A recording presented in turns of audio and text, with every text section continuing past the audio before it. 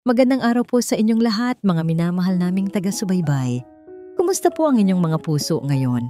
Sana ay nasa mabuti kayong kalagayan, saan man kayo naroroon. Samahan niyo po akong muli sa isang panibagong paglalakbay ng damdamin, isang kwentong magpapaalala sa atin na minsan, ang pinakamadilim na gabi ay siya ring hudyat ng paparating na umaga. Sabi nila, ang tahanan ang dapat na pinakaligtas na lugar para sa isang pamilya. Pero paano kung ang mismong pader na dapat sumangga sa'yo mula sa bagyo ay siya pang magkukulong sa'yo sa gitna ng unos? Paano kung ang taong nangakong ikaw ay proprotektahan ay siya ring dahilan kung bakit ka nanganganib? Isang malakas na basag ang bumasag sa katahimikan ng malawak na sala, mas malakas pa sa dagundong ng kulog sa labas. Nanigas ang buong katawan ni Sinag. Ang kanyang mga kamay na nanginginig at malamig ay nakabitin sa ere. Sa paanan niya, nagkalat ang pirapirasong porselana ng isang antigong florera, isang bagay na mas mahalaga pa yata kaysa sa buhay ng sinumang nakatira sa bahay na yon.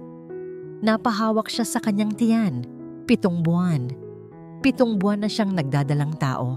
At sa bawat pitik ng sanggol sa kanyang sinapupunan, ay siya ring bilis ng kabog ng kanyang dibdib ngayon. Hindi dahil sa tuwa, kundi dahil sa takot. Dahan-dahan, parang isang mabagal na pelikula ng katatakutan, lumingon siya sa grand staircase. Pababa na si Lakan Bagsik, ang amo ng Hacienda Balawis, ang kanyang asawa. Ang bawat hakbang ng itim na leather shoes nito sa makintab na sahig ay parang bilang ng orasan bago sumabog ang bomba. Wala itong sinabi. Tahimik lang itong naglakad palapit kay Sinag. Hawak ang isang baso ng whiskey sa kanang kamay. Ang amoy ng alak ay humalo sa amoy ng mamahaling pabango. Lumilikha ng isang nakasusulasok na hangin na pamilyar kay Sinag. Lakan. Ang boses ni Sinag ay halos pabulong, nanginginig. Hindi ko sinasadya, nadulas lang. Lilinisin ko agad. Papalitan ko. Tumigil si Lakan sa tapat niya. Tinitigan nito ang basag na florera. Pagkatapos ay dahan-dahang iniangat ang tingin sa mukha ng asawa. Ang mga mata nito ay walang emosyon. Malamig, madilim, parang dagat bago ang bagyo. Papalitan? Ang boses ni Lakan ay mahinahon, pero may talim na humihiwa sa hangin. Alam mo ba kung magkano ito, Sinag? Mas mahal pa ito sa buhay ng pamilyang pinanggalingan mo. Patawad, mahal. Lumuhod si Sinag, hindi alintana ang matatalim na bubog na tumutusok sa kanyang tuhod. Nagsimula siyang mamulot ng mga piraso. Ang dugo mula sa kanyang daliri ay humalo sa kaputian ng porselana. Aayusin ko ito. Huwag ka lang magalit, parang awa mo na. Biglang hinawakan ni Lakan ang braso ni Sinag at pwersahan siyang itinayo. Ang higpit ng hawak nito ay bumaon sa kanyang laman. Aray Lakan, nasasaktan ako. Nasasaktan ka? Tumawa ng mapakla si Lakan. Inilapit niya ang mukha kay Sinag. Amoy na amoy ang tapang ng alak. Wala kang silbi. Simpleng bagay, hindi mo maingatan. Tanga ka ba? O sadyang gusto mo lang akong bisitin? Buntis ako, Lakan. Mahirap kumilos. Nahihilo ako kanina. Pagmamakaawa ni Sinag, ang mga luha ay nagsimula nang umagos sa kanyang pisngi. Ang kamay niya ay mahigpit na nakahawak sa kanyang tiyan. Pilit na pinoprotektahan ng bata mula sa tensyon. Buntis? Tumingin si Lakan sa tiyan niya na parang nandidiri. Yan lang naman ang silbi mo dito. Ang magbigay ng tagapagmana. Pero kung ganyan ka katanga, baka pati ang anak ko, lumaking tanga gaya mo. Isang malakas na kulog ang yumanig sa buong mansyon, kasabay ng pagpatay ng ilaw sa buong hasyenda. Brown out. Ang tanging liwanag na lang ay ang matatalim na kidlat mula sa labas. Sa dilim, mas lalong naging demonyo ang anyo ni Lakan. Kailangan mong matuto. Bulong nito. Pero ang bulong ay parang sigaw sa pandinig ni Sinag. Hinila siya nito palabas ng sala. patungo sa malaking pintuan. Saan mo ako dadalhin? Lakan, wag. Maulan sa labas. Lakan, parang awa mo na. Nagpupumigla si Sinag. Isinasadsad ang mga paa sa sahig, pero walang laban ang lakas ng isang buntis sa galit ng isang lalaking lasing at puno ng puot. Binuksan ni Lakan ang pinto at sinalubong sila ng hagupit ng bagyo. Ang hangin ay umaatungal at ang ulan ay parang mga karayom na tumutusok sa balat. Kinaladkad siya nito palabas. Wala siyang suot, kundi ang manipis na daster. Agad na basang-basa ang kanyang katawan. Ang lamig ay tumagos hanggang sa kanyang buto. Ang putik sa garden ay dumikit sa kanyang mga binti habang hinihila siya ni Lakan papunta sa malaking iron gate ng mansyon. Lakan, ang bata! Maawa ka sa anak natin! Sigaw ni Sinag. Ang boses niya ay halos matabunan ng ihip ng hangin. Diyan ka nababagay sa putik. Sigaw ni Lakan. Kumuha ito ng isang kadena na ginagamit pang lock sa gate kapag gabi. Ipinulupot niya iyon sa pulso ni Sinag at sa rehas ng tarangkahan. Lakan, wag! Papatayin mo ba kami? Humihiyaw na si Sinag. Ang luha at ulan ay nagahalo sa kanyang mukha. Para luminaw ang isip mo, sigaw ni Lakan bago ikinandado ang kadena. Huwag kang aasa na may magbubukas sa'yo dyan. Diyan ka matutulog hanggang sa matutunan mong pahalagahan ang mga gamit ko. Tinalikuran siya nito. Nakita ni Sinag ang paglalakad ni Lakan pabalik sa mansyon, ang pagsara ng mabigat na pinto, at ang tuluyang pag-iwan sa kanya sa dilim. Naiwan si Sinag na nakagapos. Ang ulan ay walang awa. Ang hangin ay parang mga latigong humahampas sa kanyang likod. Nanginginig ang buong katawan niya. Hindi lang dahil sa lamig, kundi dahil sa matinding takot at sakit ng loob. Niyakap niya ang kanyang tiyan gamit ang malayang kamay. Anak, kapit ka lang anak. Bulong niya. Ang ngipin ay nagngangalit sa ginaw. Huwag kang bibitaw kay nanay. Patawad. Patawad kung ganito ang tatay mo. Lumipas ang ilang minuto o baka oras. Hindi na alam ni Sinag. Ang bawat sandali ay parang walang katapusan. Ang kanyang paningin ay nagsisimula ng lumabo. Ang kanyang mga binti ay namamanhid na. Pero biglang may ibang sakit siyang naramdaman. Hindi sa puso, hindi sa balat, kundi sa kanyang sinapupunan. Isang matinding hilab, parang may pumipiga sa kanyang matris. Napasigaw siya, pero ang boses niya ay mahina na, paus na sa kaiiyak. Diyos ko, wag po. Napatingin siya sa ibaba. Sa kabila ng dilim at ulan, may naramdaman siyang mainit na dumadaloy sa kanyang hita. Hindi ito ulan, malapot ito. Dugo. Napahagulhol si Sinag. Ang takot na kanina ay para sa sarili, ngayon ay naging purong desperasyon para sa buhay na nasa loob niya. Tulong! Tulungan niyo ako! Sigaw niya sa kawalan. Kahit alam niyang walang makakarinig sa kanya sa gitna ng bagyong ito. Ang Hacienda Balawis ay malayo sa kabihasnan. Walang kapitbahay. Walang makakakita. Wala na ba talagang pag-asa? Dito na ba magtatapos ang lahat? Mamamatay ba silang mag-ina na nakatali sa gate na parang mga hayop? Bumigat ang kanyang mga talukap. Ang sakit sa tiyan ay pabilis ng pabilis, pasakit ng pasakit. Unti-unti nang nawawalan ng malay si Sinag. Ang huling dasal niya ay para sa kanyang anak. Pero bago tuluyang magsara ang kanyang mga mata, may naaninag siyang liwanag sa malayo, sa maputik na kalsada papunta sa hasyenda. May dalawang bilog na ilaw na pilit tumatawid sa ulan. Ilaw ng sasakyan. Palapit ng palapit. Gusto niyang sumigaw, pero wala ng boses na lumabas. Nakasandal na lang ang ulo niya sa malamig na bakal ng gate, habang ang liwanag ng paparating na sasakyan ay tumama sa kanyang mukha. Ligtas na ba siya? O panibagong demonyo lang ang dumating? Sa huling sandali bago siya lamunin ng dilim, isa lang ang nasa isip niya. Anak, Mabuhay ka. Halos hindi ko na makita ang kalsada. Ang bawat hampas ng ulan sa windshield ng aking lumang pickup ay parang babala. Umuwi ka na, Datu. Huwag ka nang tumuloy. Pero may kung anong puwersa ang nagtutulak sa akin na tahakin ang maputik na daan na ito sa gilid ng San Pag-asa ngayong gabi. Siguro, dahil ito ang anibersaryo ng pagkamatay ng kapatid ko. Siguro, dahil gusto ko lang takasan ang katahimikan ng sarili kong bahay. Ang wiper ng sasakyan ay parang metrong sumasabay sa kabog ng dibdib ko. Kaliwa, kanan, kaliwa, kanan. Bigla akong napapreno ng madiin. Ang gulong ay dumula sa putik. Muntik nang tumilapon ang sasakyan sa kanal. Anak ng mura ko, mahigpit na napahawak sa manibela. Sa gitna ng dilim, sa tapat ng dambuhalang gate ng Hacienda Balawis, may nakita akong anino. Akala ko, noong una ay sako ng basura na tinangay ng hangin. O baka asong tinali at nakalimutan. Pero gumalaw ito.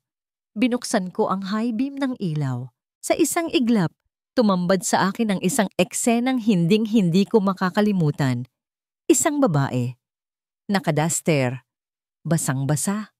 Nakasubsob ang ulo sa bakal na rehas. At ang pinakanakikilabot, ang mga kamay niya ay nakagapos ng kadena sa gate. Sa ilalim niya, humahalo ang kulay pula sa agos ng tubig ulan. Dugo. Hindi ako nag-isip. Ang dating Datu, ang Datu na tinalikuran na ang medisina ay biglang nabuhay. Hinablot ko ang tire iron sa ilalim ng upuan at lumabas ng sasakyan. Sinalubong ako ng bagsik ng bagyo.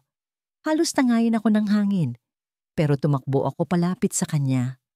Miss, naririnig mo ba ako? Sigaw ko habang tinatapik ang pisngi niya. Malamig siya. Sobrang lamig. Maputla ang kanyang labi na parang wala ng dugo. Nang hawakan ko ang leeg niya para kapaan ng pulso, naramdaman ko ito. Mahina, mabilis, papawala na. Napatingin ako sa tiyan niya. Malaki. Buntis siya. Diyos ko, anong klaseng demonyo ang gagawa nito? Bulong ko sa sarili habang ang galit ay gumapang mula sa sikmura ko paakyat sa ulo. Sinubukan kong hilahin ang kadena pero nakakandado ito ng mahigpit. Kinalampag ko ang gate. Wala. Kailangan kong sirain ang lock. Pumwesto ako. Itinutok ko ang dulo ng tire iron sa palak. Blag! Blag! Sa ikatlong palo ko, bumukas ang ilaw sa guardhouse sa loob ng gate. Dalawang lalaking nakasuot ng uniforme at may hawak na batuta ang tumatakbo papalapit sa gate mula sa loob. Hoy! Anong ginagawa mo dyan? Sigaw ng isa. Magnanakaw. Umalis ka dyan kung ayaw mong barilin kita. Hindi ako natinag. Mas lalo kong binilisan ang pagpukpok sa kandado. May mamamatay na tao dito. Buksan niyo to. Sigaw ko pabalik. Utos ni Senyor Lacan yan. Walang pakialamanan. Sagot ng gwardiya habang inaabot ang baril sa kanyang holster. Wala akong panahon para makipag-usap. Buong puwersa. Gamit ang lahat ng galit at adrenaline sa katawan ko, hinampas ko ng pagkalakas-lakas ang padlock. Crack! Bumigay ang bakal. Agad kong kinalag ang kadena sa pulso ng babae. Bagsak ang katawan niya sa mga bisig ko. Mabigat, walang malay. Binuhat ko siya ng mabilis, parang bitbit ko ang pinakaimportanteng bagay sa mundo. Hoy! Tigil! Narinig ko ang putok ng baril. Bang! Isang bala ang tumama sa semento. Ilang pulgada lang mula sa paa ko. Hindi ako lumingon. Takbo. Takbo, Datu. Isinakay ko siya sa passenger seat ng pick-up. Mabilis akong umikot sa driver's side. Pagkasara ko ng pinto, nakita ko ang mga gwardya na binubuksan na ang gate para habulin kami. Pinaharurot ko ang sasakyan. Ang putik ay tumalsik sa ere habang lumalayo kami sa impyernong yon. Habang nagmamaneho, ang isang kamay ko ay nasa manibela. Ang isa ay nasa pulso ng babae. Chinecheck ko ang vital signs niya bawat minuto. Kapit lang, kapit lang. Bulong ko. Kahit hindi ko alam kung naririnig niya ako, ang dugo sa upuan ay dumadami. Placental abruption? Trauma? Hindi ko masabi ng sigurado ng walang gamit. Dahil sa lakas ng ulan at dilim ng gabi, alam kong hindi ako aabot sa bayan ng ligtas. At kung dadalhin ko siya sa ospital ng San Pag-asa, alam kong hawak yon ni Lakan Bagsik. Ibabalik lang siya doon para tapusin ang sinimulan nila. Inilihis ko ang sasakyan, papasok sa masukal na daan, patungo sa luma kong rest house sa gubat. Ang lugar na ginawa kong bahay kanlungan. Dito ako nagtatago sa mundo. Dito ko siya gagamutin. Pagkadating namin, binuhat ko siya papasok at inihiga sa mahabang mesa na gawa sa kahoy. Binuksan ko ang emergency lights. Kinuha ko ang luma kong medical kit na matagal nang inalikabok. Swero. Gasa. Pang-disinfect. Bumalik ang lahat sa akin. Ang pagiging doktor na pilit kong kinalimutan. Ang bawat galaw ng kamay ko ay pulido, mabilis. Nilinis ko ang mga sugat niya sa pulso. Inasikaso ko ang pagdurugo. Please, huwag mong hayaang mangyari ulit ang nangyari kay Nena. Dasal ko habang tinuturukan siya ng pampakapit. Si Nena. Ang kapatid kong namatay dahil sa bugbog ng asawa niya. Hindi ko siya nailigtas noon, pero ang babaeng ito, hindi siya mamamatay sa harapan ko ngayong gabi. Lumipas ang ilang oras. Humina na ang ulan sa labas. Ang tanging naririnig ko na lang ay ang mabigat na paghinga ng babae. Stable na siya. At ang bata. Naramdaman ko ang tibok ng puso nito kanina gamit ang stethoscope. Mahina, pero lumalaban. Naupo ako sa sahig, pagod na pagod. Nakatitig lang ako sa mukha niya. Maganda siya, kahit puno ng pasa at putik. Sino ka ba? At bakit gustong patayin ng asawa mo ang sarili niyang mag-ina? Biglang gumalaw ang daliri niya. Napamulat ang kanyang mga mata, puno ng takot. Agad siyang napaupo, kahit hirap na hirap. Ah, ang anak ko! Nasaan ang anak ko? Sigaw niya akmang tatayo, kahit nakakabit pa ang suwero. Mabilis akong lumapit at hinawakan siya sa balikat para pigilan. Miss, huminahon ka. Huminahon ka. Bitawan mo ako. Ibalik mo ako sa anak ko. Lakan. Huwag. Nagwawala siya. Akala yata ay ako ang asawa niyang nanakit sa kanya. Hindi ako si Lakan. Madiin kong sabi.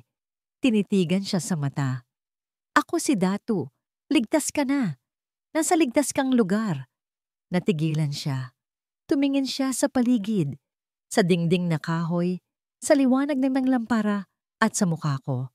Dahan-dahan, bumaba ang tingin niya sa kanyang tiyan. Hinaplos niya ito. Buhay. Buhay pa siya? Tanong niya. Ang boses ay basag. Buhay siya, sagot ko. Pareho kayong ligtas. Napahagulgol siya. Ang iyak ng isang inang nakaligtas sa kamatayan. Niyakap niya ang sarili niya at umiyak ng umiyak. Hinayaan ko lang siya. Minsan, luha ang pinakamabisang gamot. Tumayo ako para kumuha ng tubig.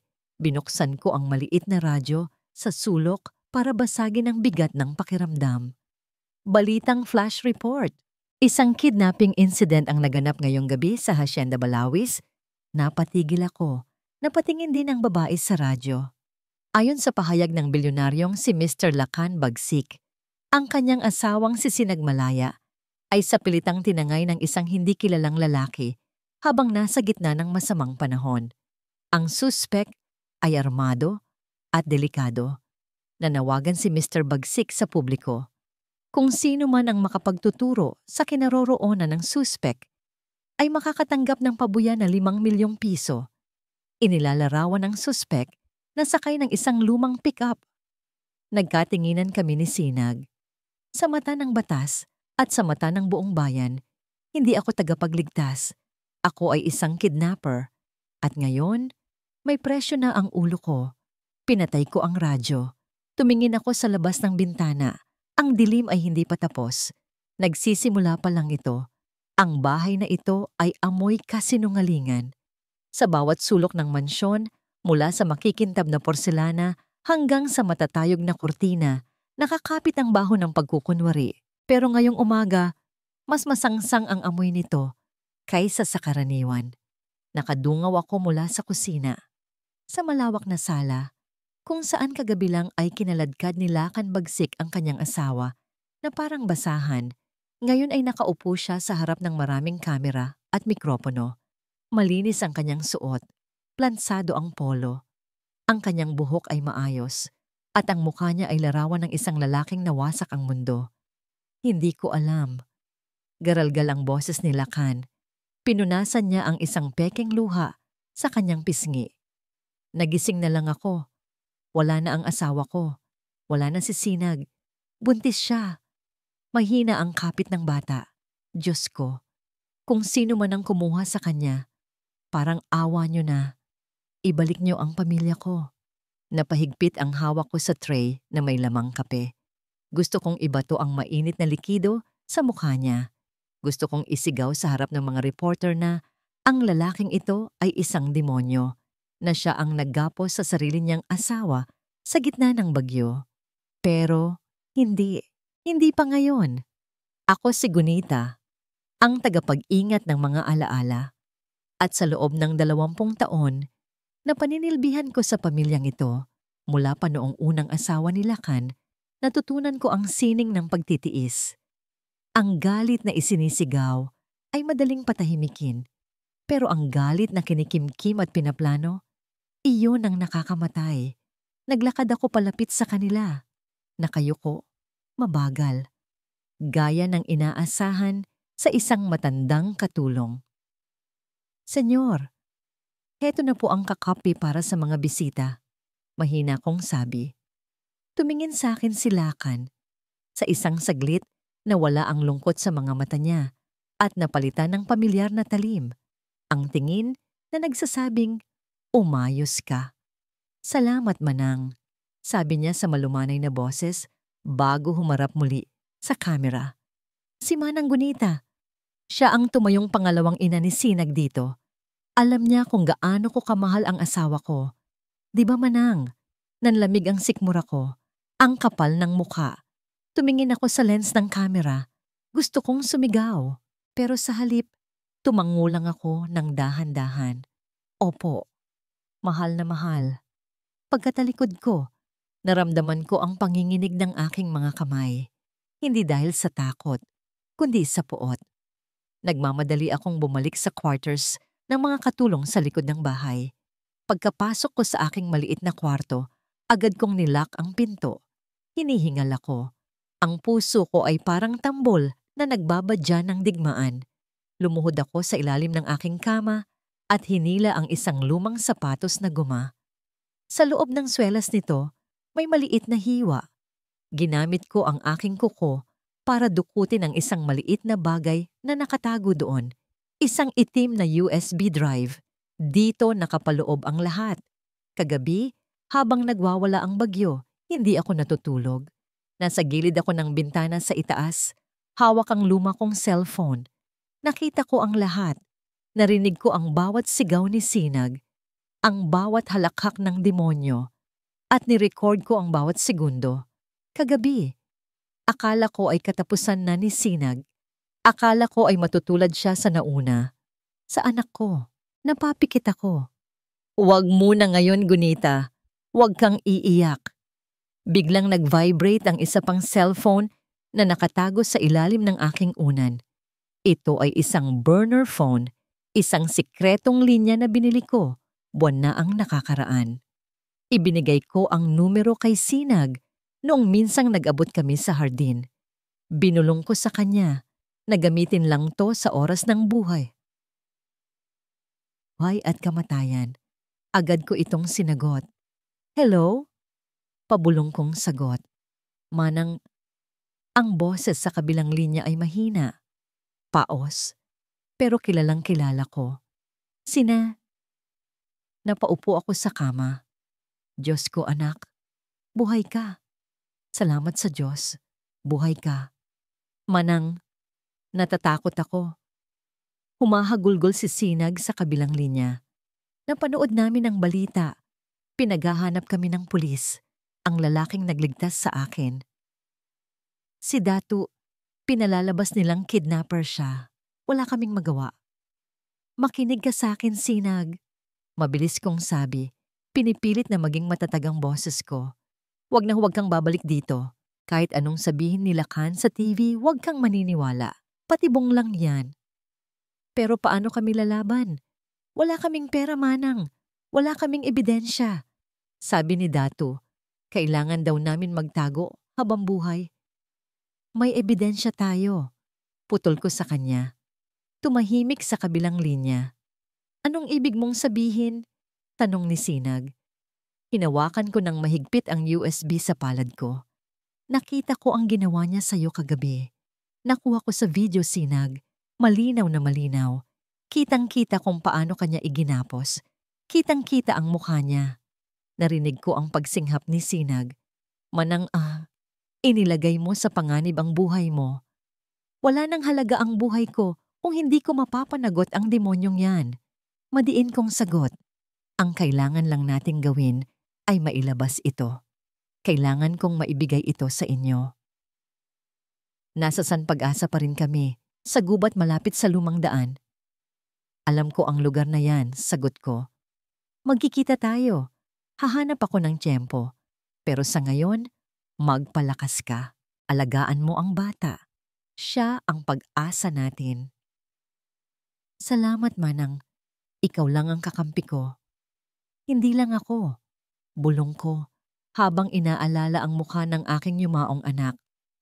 Marami tayo.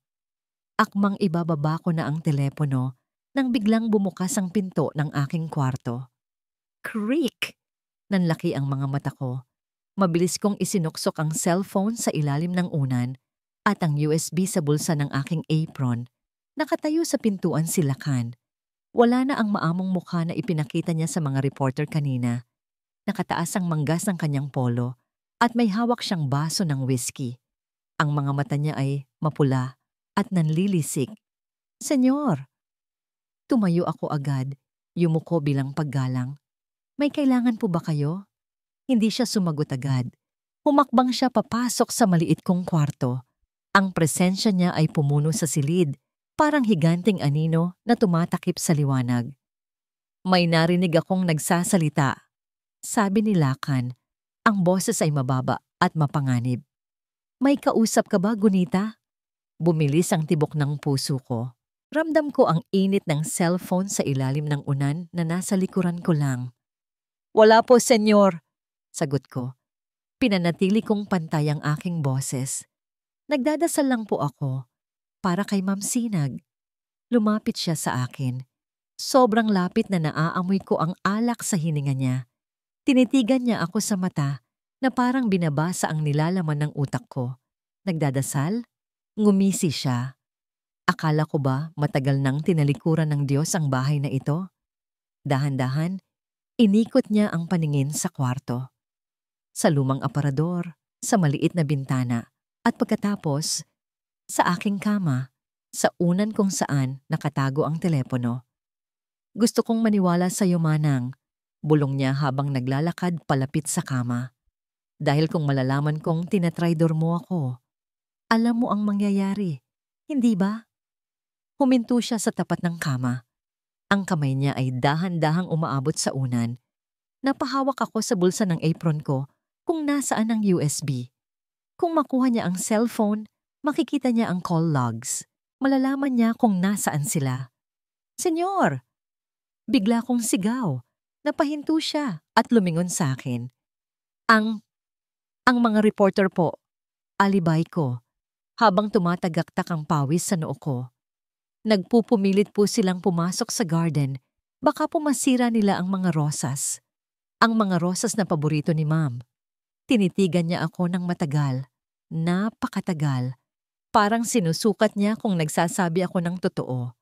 Sa huli, binawi niya ang kamay niya mula sa unan. Paalisin mo sila, utos niya bago tumalikod. Ayaw ko nang maingay. Nang makalabas siya ng pinto, napasandal ako sa dingding. Halos matumba ako sa panghihina. Ang tuhod ko ay parang naging tubig. Ligtas pa kami. Sa ngayon. Pero alam ko, bilang na ang oras ko sa bahay na ito, kailangan ko ng kumilos. Bago pa mahuli ang lahat. Hindi madaling hanapin ang isang taong ayaw magpahanap. Pero ito ang trabaho ko. Ako si Kidlat Alab, isang investigador at mamamahayag na matagal nang itinapon sa basurahan ng mga malalaking network dahil sa masyado kong pagiging maingay. Sa mundo ng media sa Pilipinas, kapag binangga mo ang mga higante, ikaw ang mapipisa. At sila kan bagsik, siya ang pinakamalaking higante sa lahat.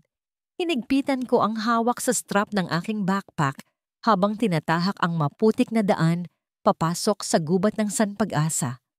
Ang paligid ay nababalot ng hamog at katahimikan. Tanging ang tunog ng mga kuliglig at ang pagapak ng bota ko sa mga tuyong dahon ang naririnig.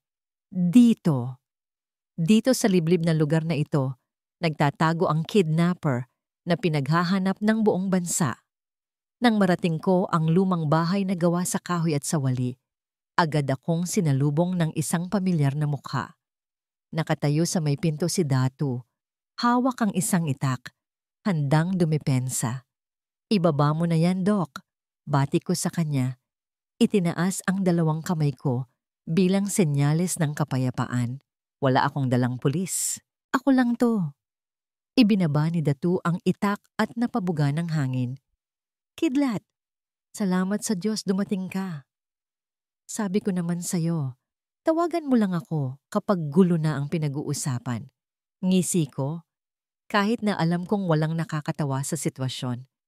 Nasaan siya? Iginiya ako ni Datu papasok. Ang loob ng bahay ay simple, amoy gamot at lumang kahoy. Sa isang sulok, nakaupo sa isang papag, ang babaeng laman ng lahat ng balita sa telebisyon at radyo. Si Sinag Malaya.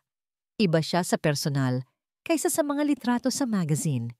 Sa mga dyaryo, mukha siyang prinsesa, makinis, nakangiti, walang bahid ng dumi. Pero ang babaeng nasa harap ko ngayon ay anino na lang ng litratong iyon. Puno ng pasa ang braso niya. May benda ang pulso. Ang mga mata niya ay malalim at puno ng takot. Pero may kung anong ninga sa loob nito na pilit lumalaban. "Sinag," pakilala ni Datu.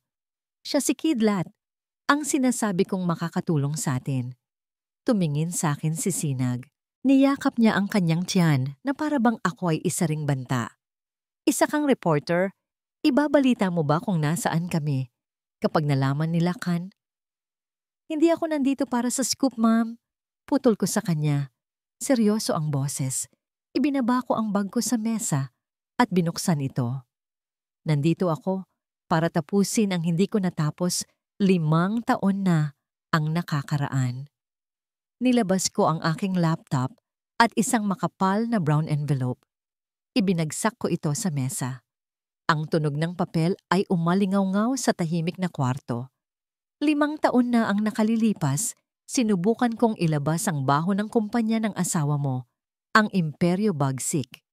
Pero bago ko pa mailimbag ang istorya, nawalan ako ng trabaho, sinunog ang opisina ko, at pinagbantaan ang pamilya ko. Sila kan ang may gawa nun. Lumapit si Sinag sa mesa. Dahan-dahan niyang kinuha ang envelope at binuksan. Nanlaki ang mga mata niya sa mga nakita. "Ano? Ano ang mga ito?" Tanong niya, nanginginig ang boses. "Mga bank records, ghost employees, money laundering." Paliwanag ko habang binubuksan ang laptop at sinisimulang mag-type ng mabilis. "Ma'am Sinag, ang asawa mo ay hindi lang isang abusive husband. Siya ay isang criminal mastermind. Ang yaman na ipinagmamalaki niya, galing yan sa dugo at pawis ng mga empleyadong niloloko niya at sa mga buwis na hindi niya binabayaran." Napaupo si Sinag.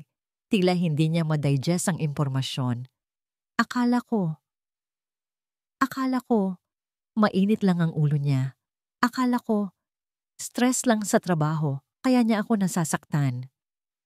Hindi stress ang tawag dyan. Ang tawag dyan ay kasamaan. Singit ni Datu habang naglalagay ng tubig sa baso para kay Sinag.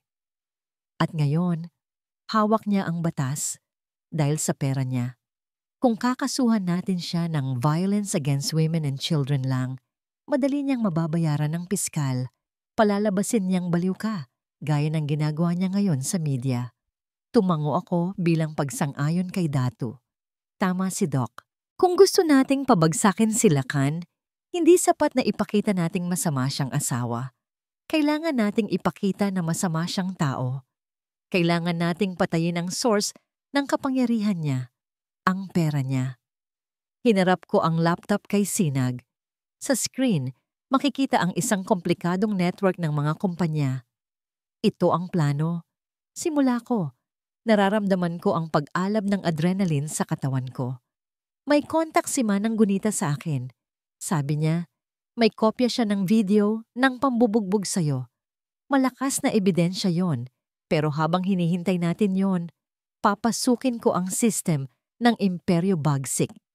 Papasukin? Tanong ni Sinag. Hahakin ko sila. Sagot ko ng diretsyo.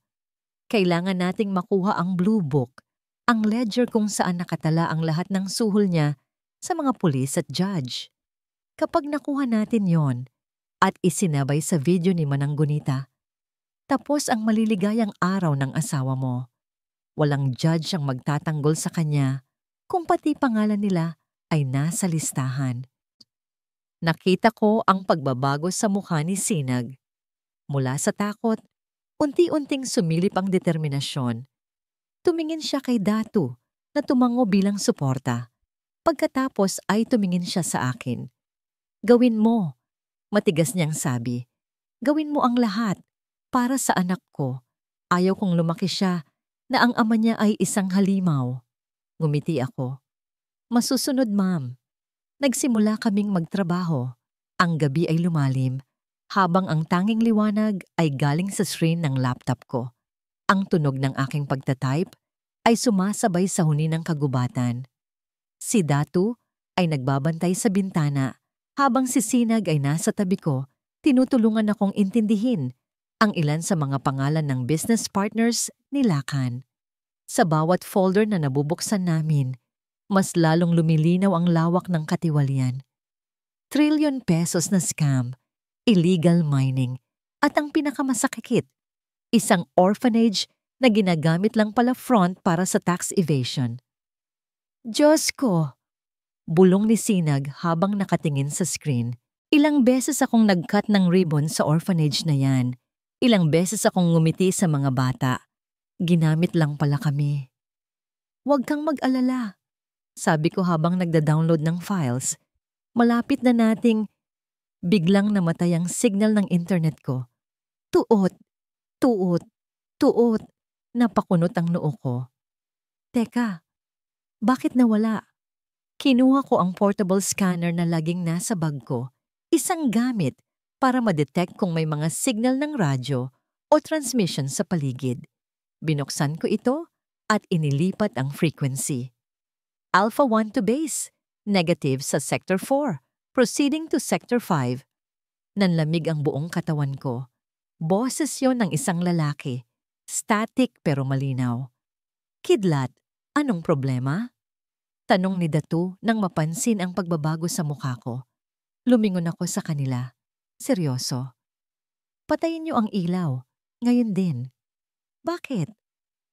Narinig ko sa scanner. Sector 5 tayo. Mabilis kong paliwanag habang sinasarado ang laptop. Hindi lang pulis ang naghahanap sa atin.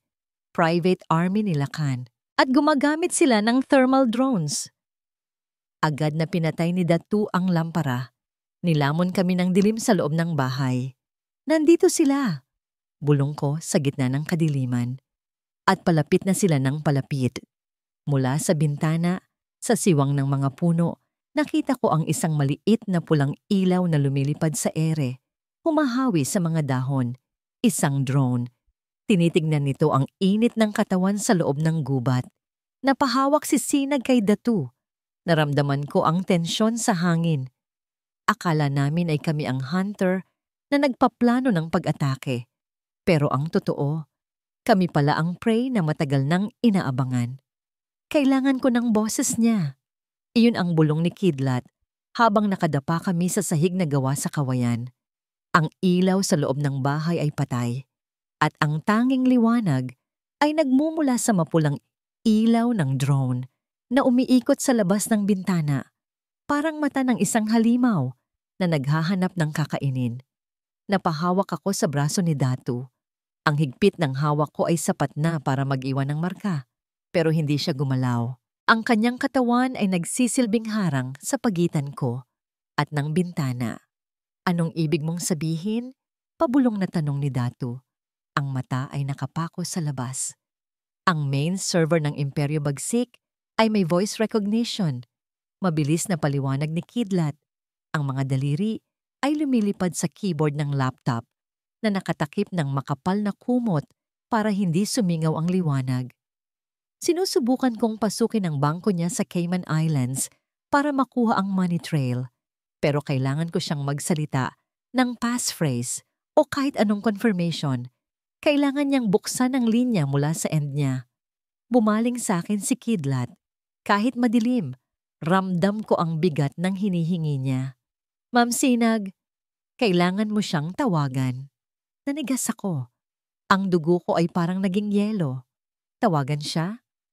Ang marinig pa lang ang pangalan niya ay nagpapasuka na sa akin sa takot. Ang marinig pa kaya ang boses niya? Hindi. Madiin na sagot ni Datu. Masyadong delikado. Kapag tumawag siya, matitrace tayo.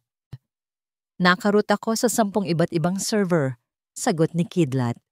Sa Russia lalabas ang location natin. O sa Brazil, hindi niya tayo makikita. Pero ito lang ang paraan para makuha natin ang ebidensya bago tayo maunahan ng private army niya.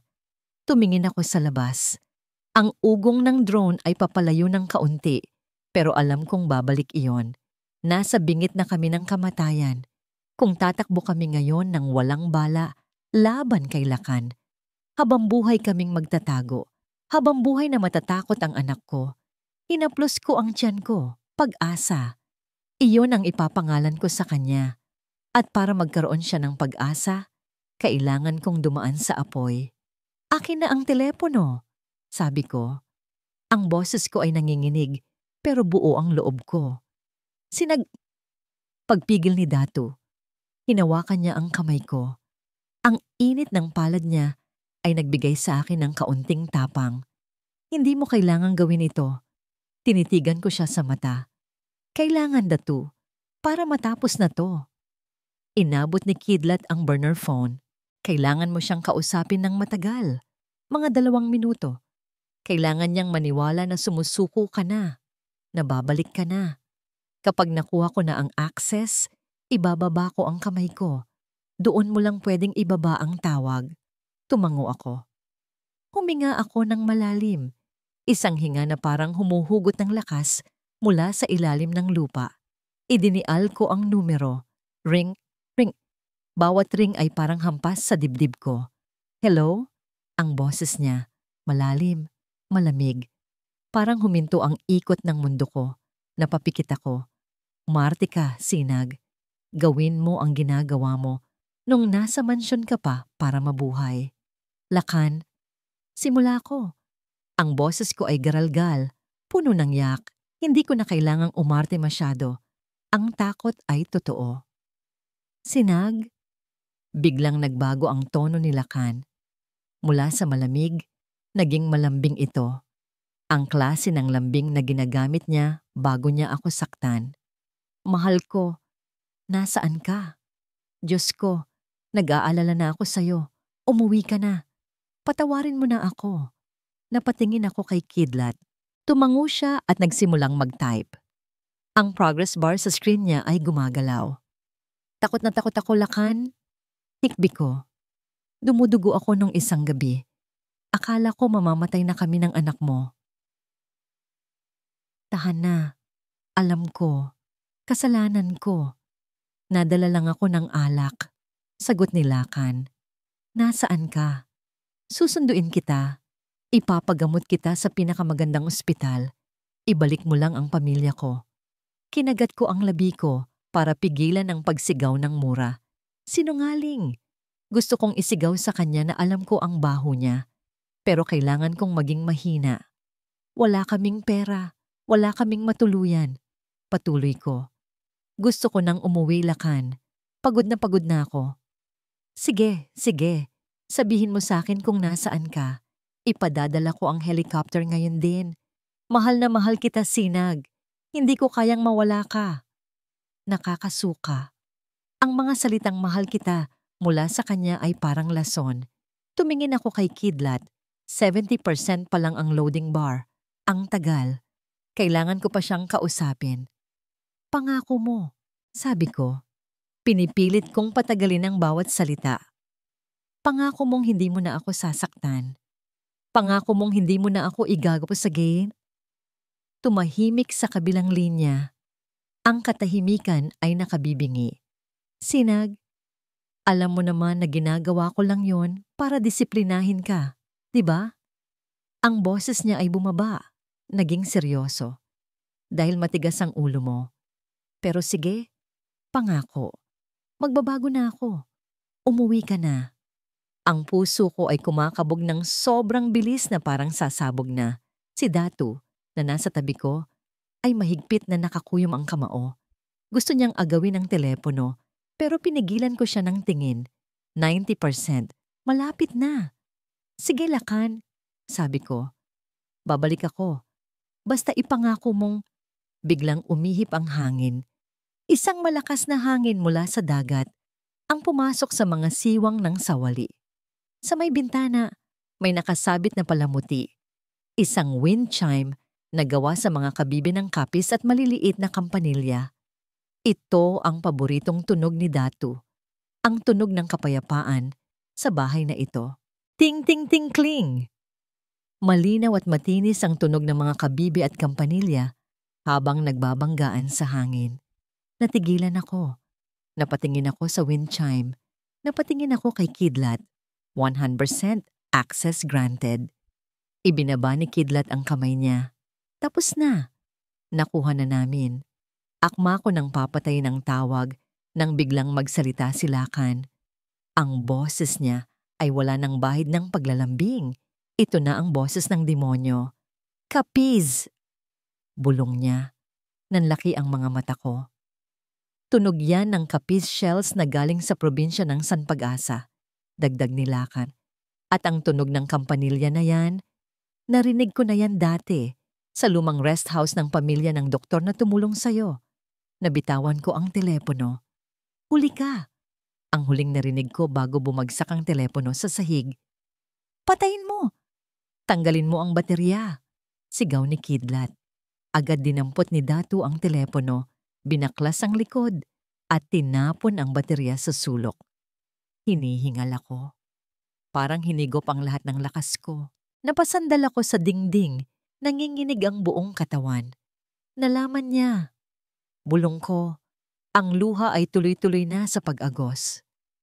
Alam niya kung nasaan tayo. Narinig niya ang wind chimes. Tumingin si Datu sa akin. Puno ng pag-aalala. Pero mabilis siyang kumilos. Binuhat niya ang aming mga gamit. Kailangan na nating umalis. Ngayon na. Utos ni Datu. Kidlat, nakuha mo ba? Nakuha ko na ang ledger. Sagot ni Kidlat habang mabilis na isinasara ang laptop at isinilid sa waterproof bag. Pero tama ka, Doc. Alam na niya ang eksaktong coordinates natin. Ang drone na yon. Hindi na yon naghahanap. Nakaturo na yon sa atin. Biglang lumiwanag ang paligid. Mula sa labas, hindi na lang isa ang drone. May narinig kaming kaluskos ng mga sasakyan sa di kalayuan. Mga malalaking gulong na dumudurog sa mga sanga at lupa. Nandito na sila, sabi ni Datu. Hinawakan niya ang kamay ko at itinayo ako. Sinag, kaya mo bang tumakbo? Hinawakan ko ang tiyan ko. Ang sakit ay nandoon pa rin, pero tumango ako. Para sa anak ko, kakayanin ko. Doon tayo sa likod dadaan sa may ilog, sabi ni Datu. Doon ko itinago ang bangka. Iyon na lang ang tanging daan palabas.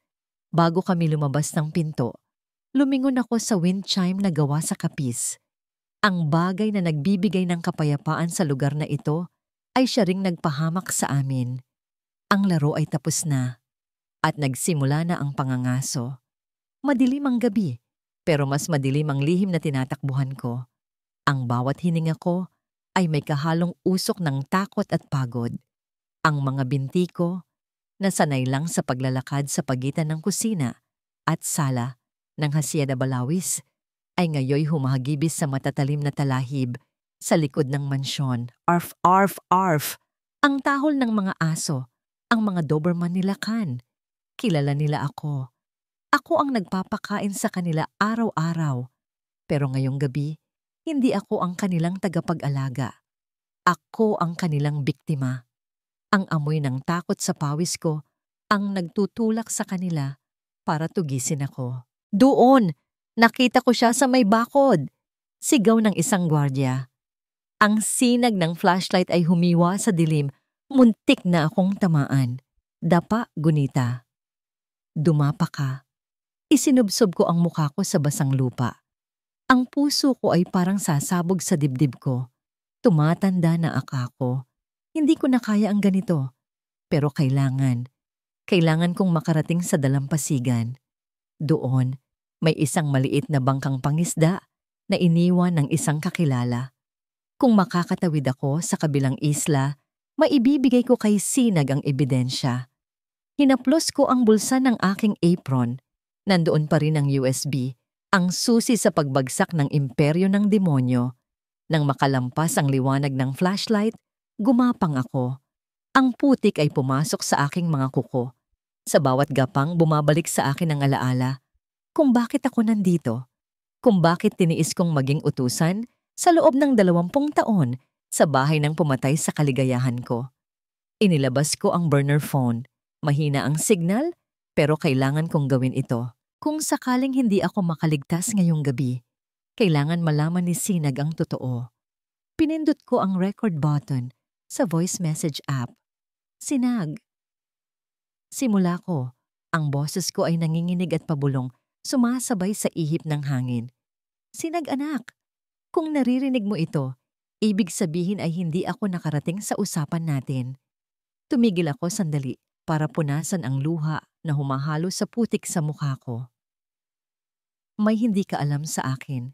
Kilala mo ako bilang Manang Gunita, ang matandang mayordoma na laging nakasunod sa utos ni Lakan. Pero hindi iyon ang totoo kong pangalan at hindi aksidente ang pagpasok ko sa Hacienda Balawis. Huminga ako ng malalim, masakit. Ang bawat salita ay parang tinik na binubunot sa lalamunan ko. Ang totoo kong pangalan ay Corazon at ako ang ina ni Ligaya. Ligaya. Ang pagbanggit sa pangalan ng anak ko ay nagpasikip sa dibdib ko. Si Ligaya ang unang asawa ni Lakan, ang babaeng nasa mga lumang litrato na nakatago sa atik. Ang babaeng sinabi ni Lakan na naglayas daw at sumama sa ibang lalaki, 20 taon na ang nakakaraan. Alam ko ang kwentong sinabi niya sa iyo, Sinag, na iniwan daw siya ni Ligaya. Isang malaking kasinungalingan. Hindi naglayas ang anak ko. Hindi siya sumama sa iba. Napapikit ako. Bumalik sa akin ang gabing iyon. Ang gabing puno ng sigawan. Ang gabing biglang tumahimik ang lahat. Noong gabing iyon, pumunta ako sa mansyon para dalawin siya sana. Pero nakita ko si Lakan. Hila-hila niya ang walang buhay na katawan ng anak ko papunta sa hardin. Ang luha ko ay tuluyan nang bumagsak. Ang magagandang rosas sa hardin ni Lakan. Ang mga rosas na paborito niyang ipagmalaki sa mga bisita. Kaya pala sila mapupula at matataba, ay dahil ang pataba sa kanila ay ang dugo at laman ng anak ko. Inililibing niya si Ligaya sa ilalim ng mga ugat ng rosas. Kinuyom ko ang aking kamao. Ang galit na itinago ko ng 2 dekada ay nag-alab. Wala akong nagawa noon, mahina ako, wala akong pera. Walang maniniwala sa akin laban sa isang balderrama. Kaya nagpanggap ako. Nag-apply ako bilang katulong gamit ang ibang pangalan. Naghintay ako. Nagmatsyag. Tiniis kong pagsilbihan ng pumatay sa anak ko Hinihintay ang araw na magkamali siya. At ikaw, Sinag, ikaw ang pagkakamali niya. Ang pagmamalupit niya sa'yo ang nagbigay sa akin ng pagkakataon na makuha ang ebidensya. Huwag kang susuko. Laban mo rin ito para sa anak mo at para sa anak ko. Pinindot ko ang send. Ang icon sa screen ay umikot. Sending. Sending. Doon. May tao sa talahiban. Isang malakas na sigaw ang bumasag sa konsentrasyon ko. Mabilis akong tumayo. Wala na akong pakialam sa ingay. Tumakbo ako. Ang mga binti ko ay parang binuhusan ng tingga, pero pinilit kong ihakbang. Ang dagat. Tanaw ko na ang dagat. Ang itim na tubig na humahampas sa batuhan ay parang pag-asa. Habulin niyo! Huwag niyong hayaang makalapit sa tubig. Boses iyon ng head of security. Narinig ko ang pagkasa ng mga baril. Click-clack. Bang! Isang bala ang tumama sa puno ng niyog sa tabi ko. Lumipad ang mga tatal ng kahoy sa mukha ko. Napasinghap ako at nadapa. Ang tuhod ko ay tumama sa matigas na bato. Napasigaw ako sa sakit, pero agad kong tinakpan ang bibig ko. Gumapang ako palapit sa dulo ng bangin. Nasa ibaba ang dagat. Malalim. Madilim. Inilabas ko ang USB. Kung mahuhuli nila ako, kukunin nila ito. Sisirain nila ito. At mawawala ng saysay ang 20 taong pagtitiis ko. Mawawala ng hustisya si Ligaya. Mawawala ng pag-asa si Sinag. Nakita ko ang mga ilaw ng flashlight na papalapit. Ang mga aso ay nasa likuran ko na. Ang kanilang mga ngipin ay naglalaway sa gutom. Gunita, tumigil ka! Sigaw ng gwardya. Tumayo ako sa gilid ng bangin. Humarap ako sa kanila. Ang hangin mula sa dagat ay nililipad ang aking buhok at apron. Sa liwanag ng mga flashlight nila, alam kong mukha akong bruha. Pero pakiramdam ko, ngayon lang ako naging malaya. Wala na kayong makukuha sa akin, sigaw ko. Ang boses ko ay bumasag sa ingay ng alon. Itinaas ko ang kamay ko na hawak ang USB. Huwag! Sigaw ng gwardya. Buong lakas, inihagis ko ang USB palayo. Hindi sa dagat, kundi sa isang maliit na guwang sa mga bato, sa ibaba ng bangin, isang lugar na ako lang ang nakakaalam. Dahil doon ako madalas umiyak noon, nakita kong nawala ang maliit na bagay sa dilim. Kasabay noon, ang pagdamba sa akin ng 2 gwardya. Bitawan niyo ako. Mga hayop. Binalibag nila ako sa lupa. Ang mukha ko ay idiniin sa magaspang na bato. Naramdaman ko ang lamig ng posas sa aking mga kamay. Nasaan ang drive? Saan mo tinapon? Sigaw ng head security, dinuduro ang baril sa ulo ko. Tumingala ako sa kanya at ngumiti. Isang ngiti na puno ng dugo dahil sa pagkakauntog ng labi ko. Hanapin niyo sa impyerno, sagot ko. Isang malakas na sampal ang nagpadilim ng paningin ko. Pero bago ako mawalan ng malay, narinig ko ang tunog ng cellphone ko. Message sent. Napapikit ako. Nagawa ko na ang parte ko, anak. Ikaw na ang bahala, Sinag. Ligaya, anak. Malapit na ang hustisya. Ang kadiliman ay tuluyan ng yumakap sa akin. Pero sa kauna-unahang pagkakataon, hindi ito nakakatakot. Ito ay payapa. Sinag, sa akin ka sumunod. Yumuko ka. Hinatak ko siya papalapit sa akin habang ang impyerno ay kumakawala sa loob ng bahay. Ang init ay agad na sumampal sa aming mga mukha. Isang init na tumutunaw ng balat at nagpapatuyo ng lalamunan. Ang usok ay mabilis na kumapal, itim at nakasusulasok, na para bang gusto kaming lunurin bago pa man kami sunugin ng buhay. Ang laptop. Kidlat, nakuha mo ba? Sigaw ko, kahit na halos hindi ko na marinig ang sarili kong boses sa lakas ng lagablab ng apoy. Ang mga kawayan ay pumuputok na parang mga baril habang nilalamon ng sunog. Hawak ko, tara na, sagot ni Kidlat. Yakap-yakap ang waterproof bag sa kanyang dibdib habang umuubo. Ang mukha niya ay puno ng uling at pawis. Sa pinto sa likod. Bilis, utos ko. Inalalayan ko si Sinag. Mabigat ang kanyang hakbang, hila ng kanyang malaking tiyan, at ng takot na pumipigil sa kanyang mga tuhod. Pero lumalaban siya. Ramdam ko ang higpit ng kapit ng mga kuko niya sa braso ko. Crack! Napatingala ako. Ang bubong na gawa sa nipa at mabibigat na kahoy ay bumibigay na. Isang malaking biga na nagliliyab ang bumagsak mula sa kisame, direkta sa dadaanan ni Sinag. Sinag! Ilag! Hindi ako nag-isip. Ang katawan ko ay kusanang gumalaw. Hinila ko siya at niyakap. Tinalikuran ko ang bumabagsak na kahoy para saluhin ang tama. Blag! Napaluhod ako sa sakit. Ang bigat ng kahoy ay humampas sa kanang balikat at likod ko. Naramdaman ko ang init ng apoy na dumidikit sa damit ko, ang paso sa balat ko na parang hinihiwa ng mainit na kutsilyo. Datu! Sigaw ni Sinag. Pilit akong itinatayo. Datu, may sunog sa likod mo! Mabilis na tinapik-tapik ni Kidlat ang likod ko para patayin ang maliit na apoy sa damit ko. Tinulak ko ang nagliliyab na kahoy gamit ang kaliwang kamay, kahit na sumisigaw ang bawat kalamnan ko sa sakit. Ayos lang ako. Huwag kayong tumigil. Sigaw ko, kahit na ang totoo ay nanginginig ang mga binti ko. Naalala ko ang kapatid ko. Hindi ko siya nailigtas noon. Hindi pwedeng maulit to. Takbo. Sinipa ko ang pinto sa likod. Bumukas ito at sinalubong kami ng hangin ng gabi. Pero hindi ito sariwa. Puno ito ng usok at abo. Sa labas, ang gubat na dati ay payapa ay naging isang larangan ng digmaan. Ang pulang ilaw ng drone ay umiikot pa rin sa itaas. Hinahanap kami. Narinig ko ang mga sigawan ng mga tauhan ni Lakan mula sa harap ng bahay. Nasa likod sila. Paligiran nyo. Doon, sa may bakawan. Turo ko kay Kidlat. Ang daan papunta sa ilog ay maputik at madilim. Puno ng matatalim na ugat ng bakawan, pero ito lang ang daan na hindi makakapasok ang mga sasakyan nila. Tumakbo kami. O mas tamang sabihing, gumapang kami sa putikan. Bawat hakbang ay pakikipagbuno sa lupa.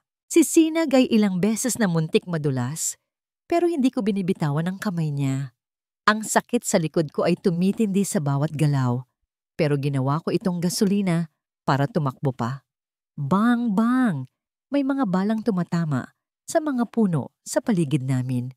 Ang mga tauhan ni Lakan ay nagpapaputok ng walang habas. Yumuko kayo. Huwag kayong titigil. Sigaw ni Kidlat habang hinahawi ang mga sanga para makadaan si Sinag. Nang marating namin ang pampang ng ilog, kung saan nakatago ang maliit kong bangka, halos wala na kaming hininga. Ang bangka ay luma na, gawa sa kahoy at may maliit na motor. Sakay! Bilis! Tulak ko kay Sinag pasampa sa bangka. Sumunod si Kidlat, hawak ang laptop na parang ginto. Tinulak ko ang bangka palayo sa putikan habang ang tubig ay umaabot na sa baywang ko. Ang lamig ng tubig ay nagbigay ng kaunting ginhawa sa paso sa likod ko. Pero panandalian lang iyon. Sinubukan kong hatakin ang tali ng motor. Ayaw umandar. Datu, nandyan na sila. Sigaw ni Kidlat, nakaturo sa mga flashlight na papalapit sa bakawan. Umandar ka. Parang awa mo na. Bulong ko, ang pawis at dugo ay tumutulo sa mata ko. Hinatak ko ulit ng buong puwersa. Isang hatak na ibinuhusos ko ang lahat ng natitirang lakas ko. Vroom! Umungol ang makina. Agad akong sumampa sa bangka at pinaharurot ito palayo sa pampang, patungo sa madilim na karagatan. Bang! Bang! Bang! Ang mga bala ay tumalsik sa tubig sa gilid namin, pero mabilis na nilamon ng dilim ang aming maliit na sasakyang pandagat. Ang ingay ng motor ay humalo sa tunog ng alon. Nang makalayo kami ng kaunti, lumingon ako. Ang bahay kanlungan, ang lugar na naging tahanan ko sa loob ng 5 taon, ang lugar kung saan ko sinubukang gamutin ang sarili kong mga sugat, ay isa ng malaking bola ng apoy. Ang liyab nito ay tumatanglaw sa langit. na parang isang dambuhalang sulo. Nakita ko ang pagbagsak ng bubong, ang pagtupok sa lahat ng gamit ko, ang lahat ng alaala. Wala na. Abo na lang. Pinatay ko ang makina nang makalayo kami ng husto para hindi kami masundan ng tunog. Nagpalutang-lutang kami sa gitna ng dagat, sa ilalim ng walang buwan na gabi. Katahimikan, maliban sa mabigat na paghinga naming tatlo at sa lagaslas ng alon. Wala na. Bulong ni Sinag, nakatingin sa malayong apoy. Ang mukha niya ay puno ng dumi at luha. Wala na tayong matutuluyan. Kinuha ni Kidlat ang kanyang cellphone. Wala ring signal dito sa laot. Hindi ko makontak si Manang Gunita. Huling message niya ay, kanina pa, bago tayo masunugan. Baka nahuli na siya. Garalgal na sabi ni Sinag. Napayuko ako. Ang bigat ng pagkatalo ay dumagan sa akin. Nawalan kami ng bahay. Nawalan kami ng gamit. Sugatan ako. At ang tanging alas namin, si Manang Gunita, ay mukhang napahamak na rin. Sorry, sabi ko. Ang boses ko ay basag. Pangako ko, ililigtas ko kayo. Pero tignan nyo, nasa gitna tayo ng wala. Tumingin si Sinag sa akin. Sa kabila ng dilim, nakita ko ang paghawak niya sa kamay ko. Ang kamay niyang nanginginig, pero mainit. Buhay tayo, Datu. Buhay tayo, sabi niya. Pero bago pa ako makasagot, biglang namilipit si Sinag. Ang hawak niya sa kamay ko ay biglang humigpit. Sobrang higpit na parang babaliin niya ang mga daliri ko. Napasigaw siya, isang sigaw, na hindi dahil sa takot, kundi dahil sa matinding sakit na pisikal. Ah! Sinag, anong nangyayari? Agad akong lumapit sa kanya. Iniinda ang sakit ng likod ko. Napahawak siya sa ibabang bahagi ng tiyan niya. Nakita ko ang tubig na humalo sa dugo sa sahig ng bangka. Hindi ito tubig alat. Nanlaki ang mga mata ko. Tumingin ako kay Kidlat na gulat din. Dok, tawag ni Kidlat. Panik sa boses niya. Tubig ba iyan? Panubigan. Pumutok na ang panubigan niya. Datu, humahagulgol na si Sinag, namimilipit sa sakit habang humahampas ang alon sa maliit naming bangka. Datu, manganganak na yata ako. Ah. Tumingin ako sa paligid. Nasa gitna kami ng dagat. Walang ilaw, walang gamit. Ang medical kit ko ay naiwan sa nasunog na bahay. Ang kamay ko ay marumi. Ang likod ko ay sunog. At ang mga tauhan ni Lakan ay nasa pampang pa rin, nag-aabang. Ito na ang pinakamadilim na sandali. Hinawakan ko ang mukha ni Sinag. Huwag kang bibitaw, Sinag, sabi ko. Kahit nasa loob-loob ko ay nanginginig din ako sa takot. Huwag kang bibitaw. Isang malakas na kidlat ang gumuhit sa langit. Kasunod ang dagundong ng kulog na parang hudyat ng panibagong bagyo. Nagsisimula pa lang ang tunay na laban. Ang sakit ay hindi lang basta sakit. Ito ay isang dambuhalang alon na humahampas sa akin. Paulit-ulit, walang awa. Hinihila ako pailalim sa madilim na karagatan ng paghihirap. Ah! Datu, hindi ko na kaya. Napahigpit ang hawak ko sa gilid ng bangka. Ang magaspang na kahoy ay bumaon sa aking mga palad, pero wala akong pakiramdam. Ang buong mundo ko ay nakatuon sa nag-aapoy na sakit sa aking balakang. Nasa gitna kami ng laot, ang bangka ay sumasayaw sa ritmo ng malalaking alon. Walang ilaw maliban sa buwan na paminsan-minsan ay sumisilip sa makakapal na ulap. Ang hangin ay malamig. Nangingatog ang aking mga ngipin, pero ang katawan ko ay naliligo sa pawis. Kaya mo yan, Sinag. Tumingin ka sa akin. Sa akin ka lang tumingin. Ang boses ni Datu ay matatag. Kahit na nakikita ko ang pagngiwi niya sa tuwing gagalaw siya, alam kong sunog ang likod niya. Alam kong tinitiis niya ang sarili niyang impyerno para lang maging angkla ko sa gabing ito. Nasa paanan ko siya, nakaluhod sa basang sahig ng bangka. Wala siyang guwantes, wala siyang gamit. Tanging malinis na tubig na natira sa kantin at ang punit na manggas ng kanyang damit ang gamit niya. Kidlat, ang ilaw, itutok mo dito, utos ni Datu. Mula sa likuran, narinig ko ang pagkukumahog ni Kidlat. Ang flashlight ng cellphone niya ang nagsilbing operating light namin. Nanginginig ang kamay niya, pero pilit niyang itinututok ang liwanag. Doc, maayos ba ang lahat? Ang daming dugo. Boses ni Kidlat, puno ng takot. Huwag kang titingin sa dugo. Sa ilaw ka lang tumingin. Sigaw ni Datu pabalik. Pagkatapos ay bumaling siya sa akin. Ang mga mata niya ay puno ng determinasyon. Sinag, nakikita ko na ang ulo. Nandito na siya.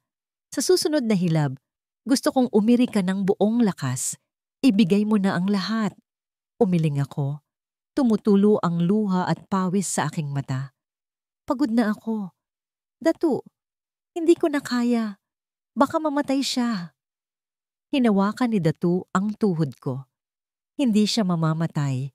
Hindi ka mamamatay. Tinalo mo ang bagyo. Tinalo mo ang sunog.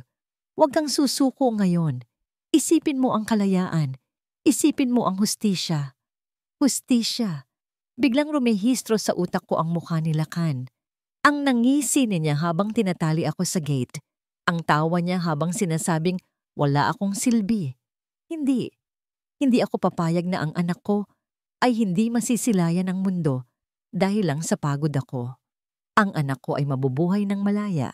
Naramdaman ko ang muling pagdating ng hilab. Mas matindi kaysa kanina. Parang binibiyak ang buto ko. Ngayon na, sinag. Iri. Sumigaw ako. Isang sigaw na nanggaling sa pinakailalim ng aking kaluluwa. Isang sigaw na humalo sa ugong ng hangin at hampas ng alon. Ibinuhos ko ang lahat. Ang galit, ang takot, ang pag-asa. Ah! Pakiramdam ko ay sasabog ang katawan ko. Isa pa. Konti na lang. Ilabas mo. Humugot ako ng huling hininga at umiri ulit. Naramdaman ko ang pagdausdos ng isang bagay mula sa akin. Ang biglaang pagkawala ng bigat. At kasunod nito, ang katahimikan. Bakit tahimik? Napabangon ako ng kaunti. Ang puso ko ay tumigil sa pagtibok. Datu? Ang anak ko? Bakit hindi siya umiiyak? Nakita ko si Datu na hawak ang maliit na sanggol. Mabilis ang galaw ng mga kamay niya. Tinapik niya ang talampakan ng bata. Hinimas ang likod. Umiyak ka. Sige na, bata. Huminga ka. Bulong ni Datu. Ang boses ay may halong pakiusap. 1 segundo. 2 segundo. Parang habambuhay. At tapos, uha! Uha! Uha! Ang manipis at matinis na iyak ay bumasag sa katahimikan ng dagat. Napahagulgol ako. Ito na yata ang pinakamagandang tunog na narinig ko sa buong buhay ko. Mas malakas pa ito sa anumang bagyo. Binalot ni Datu ang bata sa kanyang jacket na hindi nasunog at dahan-dahang inabot sa akin. Lalaki, sinag. Isang malakas na lalaki. Kinuha ko ang anak ko. Ang liit-liit niya. Mapula ang balat, basa pa, at nakukuyom ang maliliit na kamao na parang handa na ring lumaban sa mundo. Idinikit ko siya sa dibdib ko. Ang init niya ang tumunaw sa lahat ng lamig na nararamdaman ko. Anak, bulong ko, habang hinahalikan ng kanyang noo na amoy dagat at dugo. Nandito na si nanay. Ligtas ka na. Anong ipapangalan mo sa kanya? Tanong ni Kidlat na nakasilip na rin, may luha sa mga mata. Tumingin ako sa langit. Ang mga ulap ay nagsisimula ng mahawi at may isang maliit na bituin na sumilip. Pag-asa, sagot ko. Siya si Pag-asa. Napaupo si Datu sa sahig ng bangka. Halatang naubos ang lakas. Nakita ko ang pagdudugo ng likod niya tumago sa kanyang sando, pero nakangiti siya. Mabuhay ka, Pag-asa. Biglang tumunog ang cellphone ni Kidlat. Ting! Isang notification sound. Mabilis pa sa 4:00 na dinampot ni Kidlat ang telepono. Doc! Ma'am Sinag! Sigaw ni Kidlat. Nanlalaki ang mga mata. May signal! Nakasagap ako ng signal mula sa cell tower ng kabilang isla. Ang files! Bulong ni Datu. Na-upload ba ni Manang Gunita? Mabilis na nag-tap si Kidlat sa screen. Ang ilaw ng cellphone ay tumatanglaw sa mukha niyang puno ng tensyon. Chine-check ko ang cloud storage na binigay niya. Sandali! Ang bagal ng data. Pinigilan ko ang hininga ko habang yakap si Pag-asa. Ito na. Ito na ang sandali ng katotohanan. Buhay pa kaya si Manang? Nagawa ba niya? Nandito! Bulong ni Kidlat. Tumingin siya sa amin, nanginginig ang boses. Nandito lahat. Hindi lang video. May mga audio recordings. May mga scanned documents ng transactions. Diyos ko, ang dami nito. I-play mo ang video. Utos ko. Gusto kong makita. Pinindot ni Kidlat ang play. Sa maliit na screen, napanood namin ang kuha mula sa bintana ng kwarto ni Manang. Malinaw. Kitang-kita si Lakan habang hinihila ako sa ulan. Dinig na dinig ang mga sigaw ko. Dinig na dinig ang malupit niyang tawa habang ikinakadena ako. At higit sa lahat, nahagip ng kamera ang mukha niya. Ang mukha ng demonyo. Napaiwas ako ng tingin. Masakit pa ring panoorin. Pero naramdaman ko ang kamay ni Datu sa balikat ko. Huwag kang matakot, sabi niya. Hindi na ikaw ang biktima sa video na yan. Ikaw na ang ebidensya. I-upload mo na, Kidlat, matigas kong sabi. Ipakita mo sa buong mundo kung sino talaga si Lakan Bagsik. Copy that, sagot ni Kidlat. Nagbukas siya ng live stream sa social media page ng kanyang dating news outlet na matagal nang natutulog. Pinalitan niya ang title, Ang Katotohanan sa Hacienda Balawis. Hindi kidnap, kundi pagtakas. Naka-cue na ang video. Uploading? 10%, 30%. Ang bawat porsyento ay parang tibok ng puso ko. 50%, 80%. Tumingin ako kay Pag-asa. Mahimbing na siyang natutulog sa dibdib ko. Para sa'yo ito, anak. Hindi ka magmamana ng pangalan ng isang kriminal. 100% posted. Isang saglit na katahimikan. Tapos, nagsimulang pumasok ang mga reaksyon. Ting! Ting, ting, ting! Sunod-sunod. Walang tigil. Ma'am, tignan nyo. Iniharap ni Kidlat ang screen sa akin. Sa loob ng 1 minuto, 5,000 tao na ang nanonood. Ang mga comments ay bumubuhos na parang ulan. Diyos ko po, totoo ba ito? Napakahayop. Buntis ang sinasaktan niya. Si Lakan Bagsik ba yan? Akala ko ba mabait siya? I-share nyo to. Tulungan natin siyang makamit ang hustisya. Ang bilang ng views ay umakyat sa 10,000, 20,000, 50,000. Kumakalat ito na parang apoy sa tuyong damo. Ang apoy na tumupok sa bahay namin kanina ay wala kumpara sa apoy ng galit ng publiko ngayon. Trending na tayo, #1 nationwide, sabi ni Kidlat, may halong tuwa at gulat. Tumatawag na ang mga major news network sa akin. Nagme-message na ang mga senador. Napaluha ako. Hindi dahil sa sakit, kundi dahil sa ginhawa. Sa wakas, narinig din kami. Hindi na kami nag-iisa. Tapos na ang pagtatago, sabi ni Datu habang nakatingin sa malayo, kung saan ang araw ay nagsisimula nang sumilip sa silangan. Ang langit ay nagiging kulay ube at ginto. Kulay ng bagong simula. Hindi, sagot ko habang hinahalikan ng ulo ni Pag-asa. Ang takot sa puso ko ay napalitan ng isang bakal na determinasyon. Nagsisimula pa lang tayo. Dahil ngayon, alam na ng mundo. At hindi ako titigil hanggat hindi ko siya nakikitang nakaluhod at nagmamakaawa, gaya ng ginawa niya sa akin. Ang bangka namin ay dahan-dahang tinatangay ng alon patungo sa liwanag ng umaga. Sugatan kami, pagod at walang-wala. Pero hawak namin ang pinakamalakas na sandata sa lahat, ang katotohanan. Mabigat ang hangin sa loob ng Regional Trial Court Branch 8. Amoy luma, amoy papel, at amoy kaba. Punong-puno ang silid. Sa labas, rinig na rinig ang sigawan ng libu-libong raliista na sumisigaw ng pangalan ni Sinag, Hustisya! Hustisya! Ang ingay nila ay parang dagundong ng kulog sa malayo. Isang paalala na ang laban na ito ay hindi lang sa pagitan ng mag-asawa, kundi laban ng buong bayan kontra sa isang tiraniko. Nakaupo si Sinag sa witness stand. Suot niya ay isang simpleng puting bestida. Wala siyang alahas, wala siyang kolorete sa mukha. Pero sa kabila ng kanyang kapayakan, nangingibabaw ang isang uri ng ganda na hindi kayang bilhin ng pera. Ang ganda ng isang babaeng dumaan sa apoy at hindi nasunog. Sa kabilang panig, nakaupo si Lakan Bagsik.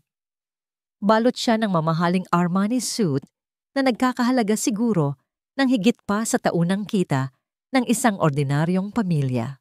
Nakataas ang kanyang noo, prente ang pagkakaupo, at may mapanguyam ng ngiti sa kanyang mga labi. Sa likod niya ay ang hukbo ng kanyang mga abogado, ang De Silva Law Firm, ang pinakamagaling at pinakamahal na law firm sa bansa. Para kay Lakan, isa lang itong palabas, isang abala. Naniniwala siyang sa huli, ang pera pa rin ang magsasalita. Mrs. Valderrama, panimula ni Attorney De Silva, ang lead counsel ni Lakan. Tumayo ito at naglakad palapit kay Sinag, parang isang pating na umaamoy ng dugo. Sinasabi mo sa korteng ito na tinangka kang patayin ng asawa mo noong gabing iyon. Pero hindi ba totoo na may history ka ng postpartum depression at hormonal imbalance? Napahigpit ang hawak ni Sinag sa gilid ng upuan. Nakita niya si Datu sa gallery. Tumango ito ng marahan. Katabi nito si Kidlat na abala sa pagtatala. Ang presensya nila ay nagbigay lakas sa kanya.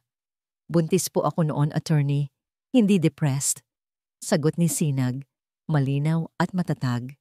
Pero ayon sa medical records mo, mula sa private doctor ng pamilya Valderrama, itinaas ni De Silva ang isang folder.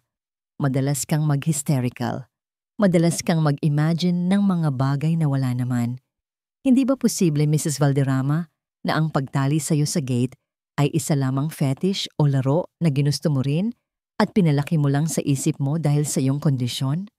Umugong ang bulungan sa loob ng korte. Bastusan. Bulong ng isang reporter sa likod. Nanlisik ang mga mata ni Sinag. Tumingin siya direkta kay Lakan. Nakangisi ang demonyo, tila nag-i-enjoy sa palabas. Hindi laro ang ipakadkad sa putikan, attorney. Sagot ni Sinag. Ang boses niya ay yung manig sa buong sala. Hindi laro ang halos mamatay ang anak ko sa lamig. At kung baliw man ang tawag niyo sa isang inang lumalaban para sa buhay ng anak niya, tatanggapin ko yon. Pero hindi mababago ng mga salita niyo ang katotohanan. Ang kliyente niyo ay isang halimaw. Objection! Argumentative! Sigaw ni De Silva. Sustained! Sabi ng judge, pero kitang-kita sa mukha ng huwes ang paghanga sa tapang ni Sinag. Nagpatuloy ang pagdinig. Inilabas ng kampo ni Lakan ang lahat ng baho. Kesyo pera lang daw ang habol ni Sinag.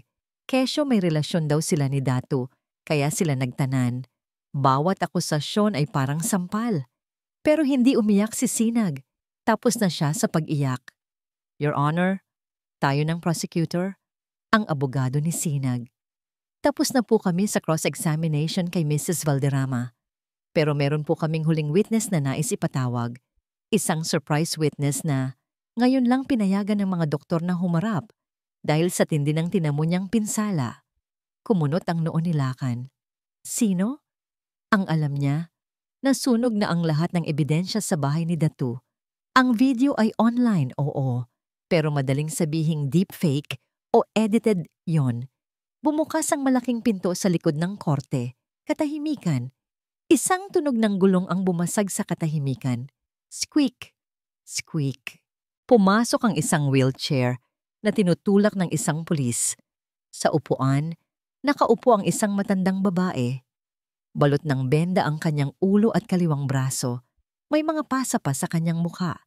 Halos hindi na siya makilala.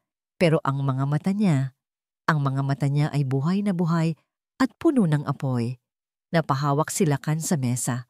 Ang kulay ng kanyang mukha ay biglang nawala. Ang kaninang prenteng tindig ay gumuho. Multo, Bulong niya. Ipinapakilala po namin sa korte, sabi ng prosecutor, si Ginang Corazon Dalisay, o mas kilala sa alias na Manang Gunita. Nagkagulo ang mga tao. Ang mga reporter ay nagtayuan para makakuha ng litrato. Order in the court! Pokpok ng judge. Dahan-dahang iniangat ni Gunita ang kanyang nanginginig na kamay at itinuro si Lakan. Akala mo patay na ako, Lakan? Garalgal ang boses ni Gunita pero dinig sa bawat sulok ng kwarto. Inakala mong ang pagtulak sa akin sa bangin ay tatapos sa lahat? Nagkakamali ka, binuhay ako ng puot. Your Honor, this is preposterous. Hindi nasa listahan ng witness ang babaeng yan. Protesta ni De Silva. Siya ay newly discovered witness attorney. Sit down. Madiin na utos ng judge. Isinalang si Gunita. At sa loob ng sumunod na 30 minuto, inilahad niya ang lahat. Hindi lang ang tungkol sa video, hindi lang tungkol sa pang-aabuso kay Sinag, kundi ang pinakamadilim na sikreto ng Hacienda Balawis. Ako si Corazon, ina ni Ligaya. Ang unang asawa ng demonyong yan. Salaysay ni Gunita habang tumutulo ang luha. 20 taon akong nagtago sa pangalang Gunita. 20 taon kong tiniis na pagsilbihan ang pumatay sa anak ko. Lies. Puro kasinungalingan. Sigaw ni Lakan mula sa kanyang upuan. Naglaya si Ligaya, sumama sa lalaki. Talaga? Ganti ni Gunita. Bumaling siya sa prosecutor. Attorney, ipakita niyo na. Inilabas ng prosecutor ang isang kahon ng ebidensya at mula rito, isang report mula sa NBI Forensics. Your Honor, wika ng prosecutor. Batay sa tip na ibinigay ni Mana ng Gunita, bago siya itulak sa bangin, hinalughog ng mga otoridad ang hardin ng mga rosas sa Hacienda Balawis kaninang madaling araw. At ito po ang resulta. Ipinakita sa malaking screen ang mga larawan, mga buto. Kalansay ng tao na nahukay sa ilalim ng mga paboritong rosas ni Lakan. Positive DNA match. Basa ng prosecutor. Ang mga buto ay kumpirmadong kay Ligaya Dalisay Valderrama at may mga marka ito ng blunt force trauma sa bungo. Nanlamig ang buong korte. Ang mga tao ay napasinghap. Si Sinag ay napahawak sa bibig. Hindi makapaniwala sa tindi ng kasamaan ng lalaking minsan niyang minahal. Tumingin si Lakan sa paligid. Ang mga tingin ng tao na dati ay puno ng takot o paghanga sa kanyang yaman, ngayon ay puno ng pandidiri. Ang kanyang abogado ay napalayo sa kanya. Tila ayaw madamay sa baho. Hindi. Bulong ni Lakan. Hindi totoo yan. Set up yan. Pera ko yan. Akin ang lupaing yon. Tumayo si Sinag. Tinitigan niya si Lakan. Wala nang takot. Wala nang awa. Tapos na, Lakan. Sabi ni Sinag ng mahinahon. Wala ka nang matatakbuhan. Doon na naputol ang pisi ni Lakan. Ang kanyang muka ay namula sa galit. Ang mga ugat sa leeg niya ay lumabas. Bigla siyang tumayo at sinugod si Sinag. Hayop ka! Papatayin kitang babae ka! Papatayin kita! Sigaw ni Lakan habang tumatalon lampas sa mesa ng defense. Lakan! Hindi! Sigaw ng abogado niya. Pero bago pa siya makalapit kay Sinag, hinarang siya ni Datu na mabilis na tumalon mula sa gallery. At agad na dinumog si Lakan ng 3 pulis. Bitawan niyo ako. Hindi niyo ba ako kilala? Ako si Lakan Bagsik. Ako ang may-ari ng imperyong ito. Kayang-kaya ko kayong bilhin lahat. Pumipiglas siya habang pinoposas ang kanyang mga kamay sa likod. Ang kanyang Armani suit ay nagusot. Ang buhok niya ay nagulo. Ang bilyonaryong tinitingala noon ay nagmukhang isang baliw na aso. Mr. Valderrama, you are in contempt of court! Sigaw ng judge na tumayo na rin sa galit. Sheriff, ilabas ang lalaking yan at dalhin diretso sa detention cell. I am ordering a warrant of arrest for murder and grave coercion, no bail. Habang hinihila siya ng mga pulis palabas, lumingon si Lakan kay Sinag. Ang mga mata niya ay nanlilisik, puno ng lason. Hindi pa tayo tapos, Sinag. Babalik ako. Wawasakin ko kayong lahat. Tandaan mo yan. Walang pwedeng bumangga sa akin. Ang kanyang mga sigaw ay umalingaungaw sa pasilyo hanggang sa tuluyan nang sumara ang pinto. Natahimik ang korte. Dahan-dahang lumingon si Sinag kay Manang Gunita. Nagkatitigan silang dalawa, ang dalawang ina, ang dalawang survivor. Ngumiti si Manang Gunita, isang ngangiti na kahit bungi at puno ng pasa ay ang pinakamagandang bagay na nakita ni Sinag. Lumapit si Dato kay Sinag at hinawakan ang kamay nito. Tapos na, bulong ni Dato. Napabugan ng hininga si Sinag. Sa unang pagkakataon sa loob ng maraming buwan, nakahinga siya ng maluwag. Ang imperyo ay bumagsak na, pero ang pagbangon ay nagsisimula pa lang. 5 taon. 5 taon na ang nakalilipas, pero kung minsan, parang kahapon lang nangyari ang lahat. Ang lamig ng ulan, ang hapdi ng gapos sa aking pulso, at ang nakabibinging kulog na sumabay sa pagkadurog ng aking puso. Pero ngayong umaga, ibang klase ng init ang humahalik sa aking balat. Nakatayo ako sa harap ng malaking gate ng dating Hacienda Balawis. Dati, ang itim na bakal na ito ay simbolo ng aking pagkakakulong. Dito ako itinali ni Lakan para ipahiya, para saktan. Pero ngayon, wala na ang kalawang, wala na ang itim na pintura, kulay puti at asul na ito. Kulay ng langit at dagat. At higit sa lahat, nakabukas ito. Hindi na ito kulungan.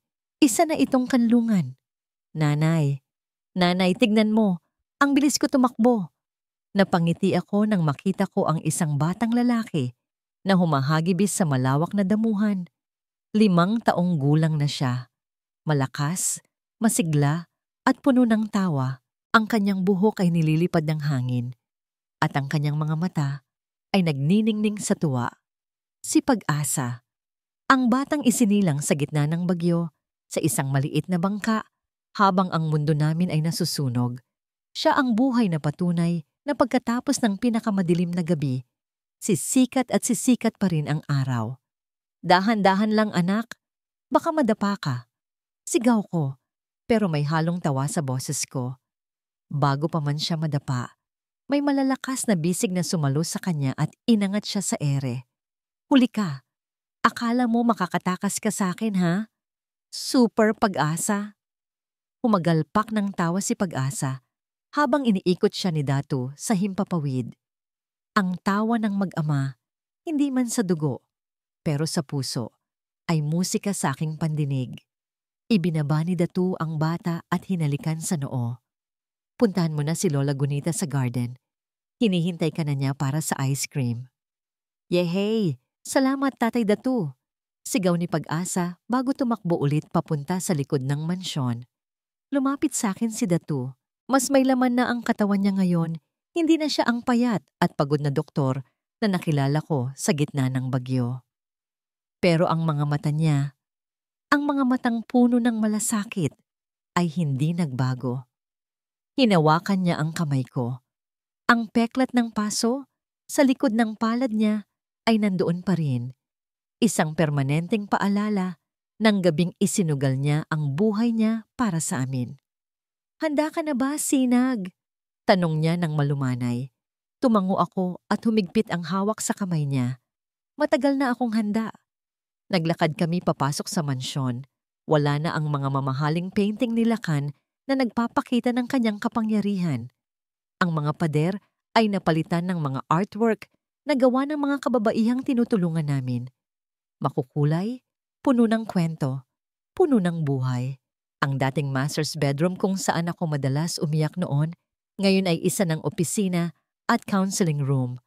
Ang malawak na sala kung saan ako sinasampal sa harap ng mga bisita, ngayon ay puno ng mga mesa at upuan para sa livelihood training.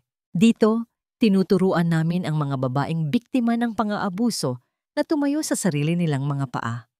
Dito, binibigyan namin sila ng boses. Paglabas namin sa likod bahay, sinalubong kami ng palakpakan. Nandoon silang lahat. Ang mga staff, ang mga volunteer, at ang mga babaeng kasalukuyang nakatira sa foundation. Sa isang sulok, Nakita ko si Kidlat. May hawak pa rin siyang kamera, pero hindi na siya nagtatago sa dilim. Isa na siyang tanyag na investigative journalist at siya ang tumatayong head ng communications ng aming foundation. Kumaway siya sa akin at itinaas ang kanyang hinlalaki. At doon, sa gitna ng hardin, nakaupo sa wheelchair si Manang Gunita. Ang hardin na ito ang dating libingan ni Ligaya. Dito tinago ang krimen ng maraming taon. Pero ngayon, wala na ang mga rosas na puno ng tinik. Pinalitan namin ito ng mga sunflower at sampagita. Lumapit ako kay Manang Gunita. Matanda na siya at hirap nang magsalita dahil sa naging epekto ng stroke matapos ang paglilitis, pero ang nangiti niya ay abot sa tenga. Kandong-kandong niya si Pag-asa na masayang kumakain ng ice cream. Lumuhod ako sa harap niya at hinawakan ng kulubot niyang mga kamay. Manang, bulong ko. Bukas na ang foundation. Para kay Ligaya ito. Para sa ating lahat. Tumulo ang luha sa mata ni Manang Gunita. Pero tumango siya at pilit na bumigkas ng salita. Salamat, anak. Tumayo ako at humarap sa mikropono sa gitna ng entablado. Ang hangin ay umihip, dala ang amoy ng dagat at bulaklak. Tumingin ako sa langit. Alam kong nasaan man sila Kan ngayon, sa madilim at malamig na selda kung saan siya nabubulok. Hindi na niya kami maabot. Wala na ang takot. Magandang umaga sa inyong lahat, panimula ko. Ang boses ko ay hindi na nanginginig. Ito na ang boses ng isang sinag malaya. 5 taon na ang nakalilipas. Ang lugar na ito ay impyerno. Patuloy ko. Dito, ang pag-ibig ay ginamit na sandata para manakit. Dito, ang katahimikan ay nangangahulugan ng pagsunod. Tumingin ako kay Datu na nakangiti sa akin mula sa gilid. Pero napatunayan natin na walang pader na sapat ang taas para harangan ang katotohanan. Walang kadena na sapat ang tibay para pigilan ang isang inang lumalaban. Ang hiraya ay isang lumang salita na nangangahulugang bunga ng pangarap o sana. Dati, pangarap ko lang ang makahinga ng maluwag. Pangarap ko lang na hindi matakot para sa buhay ko. Huminga ako ng malalim, ninanamnamang kalayaan. Ngayon, ang pangarap na yon ay totoo na. Ang Hiraya Foundation ay patunay na kaya nating gawing sandata ang ating mga sugat. Ang bawat peklat natin ay kwento ng tagumpay. Ang bahay na ito ay hindi na pag-aari ng isang balderrama. Ito ay pag-aari na ninyo, ng bawat babaeng nasaktan, nadapa, pero bumangon at lumaban. Kinuha ko ang gunting para sa ribbon cutting. Kasabay ko si Datu at si Pag-asa na tumakbo palapit para humawak din. Para sa mga survivor, sigaw ko. Snip! Bumagsak ang pulang ribbon. Nagpalakpakan ng lahat. Lumipad ang mga puting kalapati sa ere. Niyakap ako ni Pag-asa sa baywang. Niyakap ako ni Datu sa balikat. At sa di kalayuan, parang nakita ko ang anino ng isang babae sa hardin. Si Ligaya, na nakangiti bago tuluyang naglaho sa liwanag. Nang gabing iyon, habang tulog na si Pag-asa, naupo kami ni Datu sa veranda. Tahimik lang kaming nakatingin sa mga bituin. Ang wind chimes na gawa sa kapis, ang parehong klase ng wind chimes na muntik nang magpahamak sa amin noon, ay tumutunog ng mahina sa hangin. Pero ngayon, ang tunog nito ay hindi na nakakatakot. Ito ay payapa. Masaya ka ba? Tanong ni Datu. Hinawakan ng kamay ko. Tumingin ako sa kanya. Sa lalaking nagligtas sa akin nung akala ko ay katapusan ko na. Sa lalaking nagtiyagang hilumin hindi lang ang sugat ko sa katawan, kundi pati na rin ang sugat sa aking puso. Nginitian ko siya. Isang ngiting wala ng bahid ng pet. Sobra, Datu, sagot ko. Dati, akala ko ang pagmamahal ay tungkol sa pagsunod at pagtitiis. Akala ko, kapag mahal mo, dapat handa kang magpaalipin. Pero tinuro mo sa akin na mali iyon. Ang tunay na pag-ibig ay nagpapalaya. Ang tunay na pag-ibig ay kasama mong lumalaban, hindi ang kalaban mo.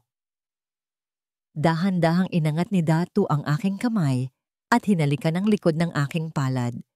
Ang halik na yon ay puno ng respeto, puno ng pangako. At tinuro mo naman sa akin na walang gabi na sobrang dilim para hindi masikatan ng araw.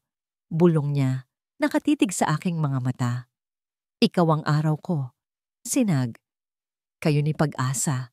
Kayo ang nagbigay ng saysay sa pangalan kong Matatag. Sumandal ako sa kanyang balikat. Ang init ng kanyang katawan ay sapat na para tabuyan ang lamig ng gabi.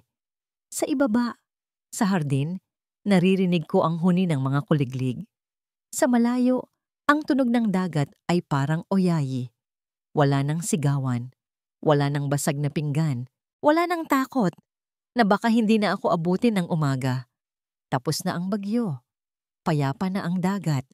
Dito, sa dating kulungan na naging tahanan.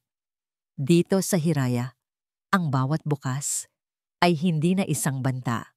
Ang bawat bukas ay puno na ng pag-asa.